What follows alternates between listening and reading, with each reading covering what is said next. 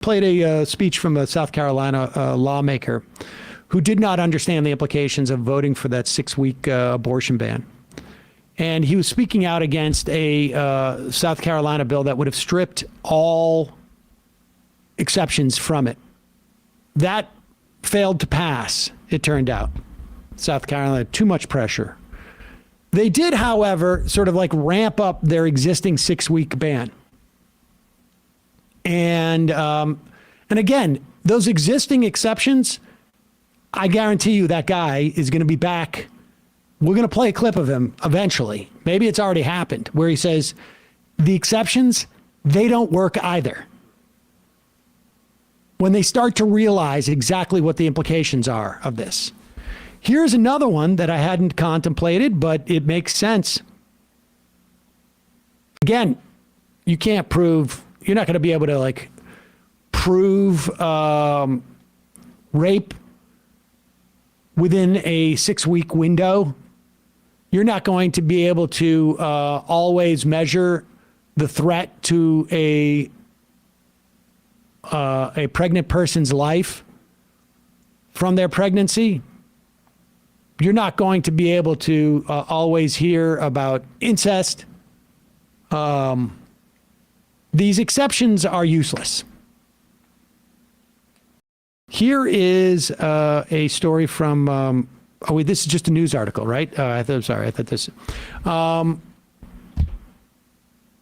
There are women in Alabama who are being kept in prison essentially to in an Alabama jail, ostensibly to protect fetuses. Under normal circumstances, the 23-year-old from Gadsden, this is Ashley Banks is her name. Ashley Banks. They arrested her on May 25th. She had a small amount of marijuana and a pistol without a permit to carry. I didn't know that that was illegal to have a pistol in Alabama without a permit. That'll change eventually, I can assure you. Read some great Twitter threads about kids at their first day of school, and in those places where, you know, you can just open carry. Just guys walking down the street in front of schools with weapons.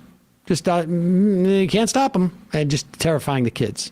Bunch of lockdowns on that first day. Anyways, under normal circumstances, the 23-year-old from Gadsden would have been able to post bond and leave jail until her criminal trial. But Banks admitted to smoking pot on the same day she was found out she was pregnant, 2 days before her arrest. In Etowah County, that meant she couldn't leave jail unless she entered drug rehab, leaving her in limbo for 3 months. Apparently in Alabama now, several pregnant women and new moms accused of exposing their fetuses to drugs have been held for weeks or months inside the Etowah County Detention Center under special bond conditions that require rehab and $10,000 worth of cash. Oh, that's easy. Yep.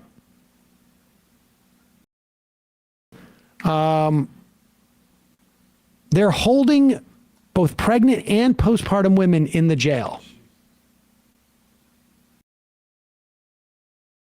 Aside from the completely ascientific assessment that it is better to keep a woman in jail for the health of the fetus,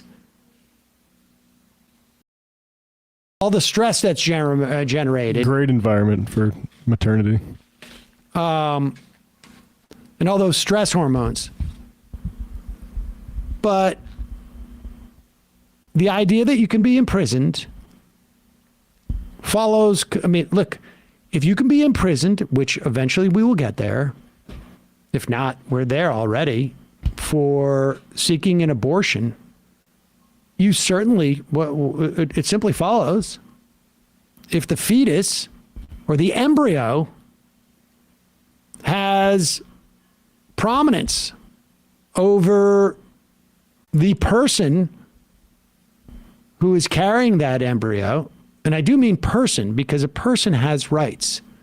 A fetus and embryo, they may be alive in some fashion, though they are not viable on their own. They don't have rights because they're not born yet.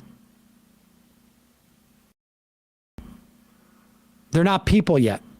But these people can be just kept in jail. This is not something that's just an outlier. This is going to be the norm in, I would imagine, at least half of the states that have abortion bans. At least within a year. I'm picking arbitrary numbers, but the fact is that like it only follows, and they will press this point. They will press it.